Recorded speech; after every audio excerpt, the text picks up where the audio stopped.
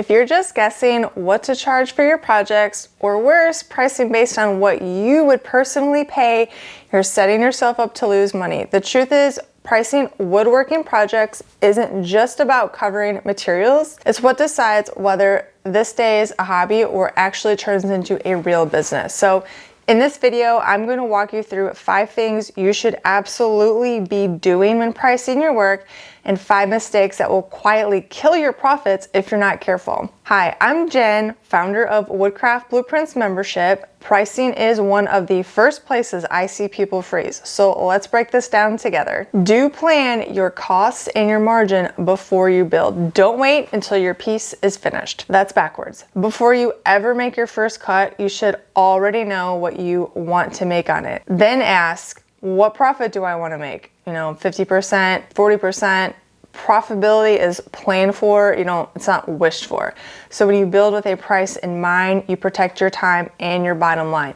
And sometimes you can figure out, hey, the customer isn't going to pay this, I'm not even going to bother building it, or this isn't worth my time. Pay yourself properly. Let's be honest, sometimes we don't pay ourselves enough. If you're just starting, at least pay yourself minimum wage while you learn, but don't stay there. So as your skills grow, your rate should too. This isn't about greed, it's about sustainability. So pricing your labor right is what allows you to grow this from a creative hobby into a real business. Number 3, do use a pricing formula. Basic formula, you want to take your materials, your labor, some overhead costs, and then add in your profit margin, and that will get you your price. If you don't know what your profit margin is, or you're not sure what your overhead is either, or even your labor, take your materials and times that by 2 or 3 or 4, and then you can kind of adjust depending on what it is. But say you spend $10 on wood,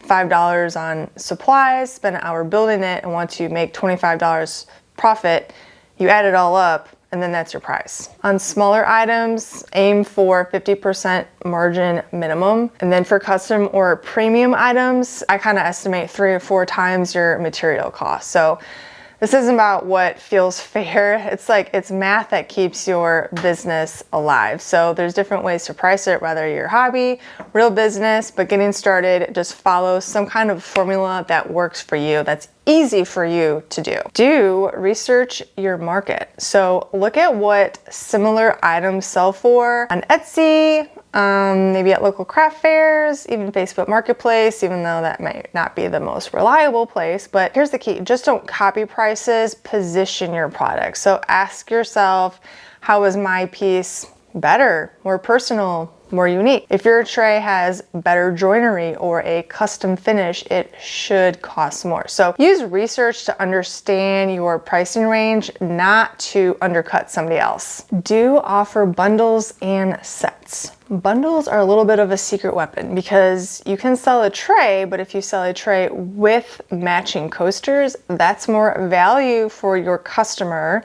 and a higher cart total for you.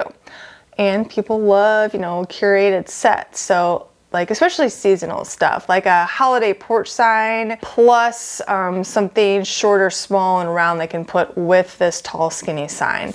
Or even, a tree and tabletop decor. So when you bundle, you can offer a slight discount while still protecting your profit. Let's get into the don'ts. So do not price based on your budget. You are not your target customer. Just because you wouldn't spend $50 on a centerpiece doesn't mean your audience won't. I see so many people underpriced because they're thinking, well, I wouldn't pay that, that's ridiculous. But remember, you're not the one buying it. Someone else sees value in what you made. Price for them, not for your own wallet, not for your spouse's wallet, because it's totally different. No, would I pay $100 for a cupcake stand? No. Did I sell a ton of them? Yes, because they would pay for that, not me, okay? Don't undervalue handmade quality. So don't try to compete with Walmart or Amazon and Hobby Lobby. You are not mass producing. You're handcrafting something meaningful, and people do pay more for that. They just need to understand the value. Some people don't understand it and will never buy from you, and that is okay. Use your description, your branding, and your photos to tell that story, then price accordingly. Don't be afraid to raise prices. So as your skills improve, your prices should too. And that's normal. That's business. Try testing higher prices with new pieces. You'd be surprised, sometimes raising your price actually increases demand because it signals higher value. And if you're booked out or you can't keep up, that's the sign to raise your prices. Don't price emotionally. I've been there. You make something you love and suddenly you either want to overcharge or undercharge because you're scared no one will buy it. Emotions aren't a pricing strategy. Numbers are. Get a formula, stick to your formula. That's how you stay profitable. Sometimes if I have too much stuff and I want to get rid of it, I want to price it low. Well, guess what? Just because you made it 6 months ago doesn't actually mean it has less value. You still need to price it based on your materials and your pricing formula. If you're always pricing off emotion, you're going to end up probably really low prices. And that's just going to hurt you because then you're not going to have any profitability. 5, don't compare yourself to other makers. So another maker is not your competition. Your woodworking project, your product has a story, a purpose, a different human behind it. So focus on your craftsmanship, educate your buyers, if you want. And trust me, when they see the work when they see what goes into your work, they don't think about anybody else, okay? If they really like what you are offering, they're not Googling and searching for a competitor for a similar product. So don't think that other woodworkers and makers are your competition.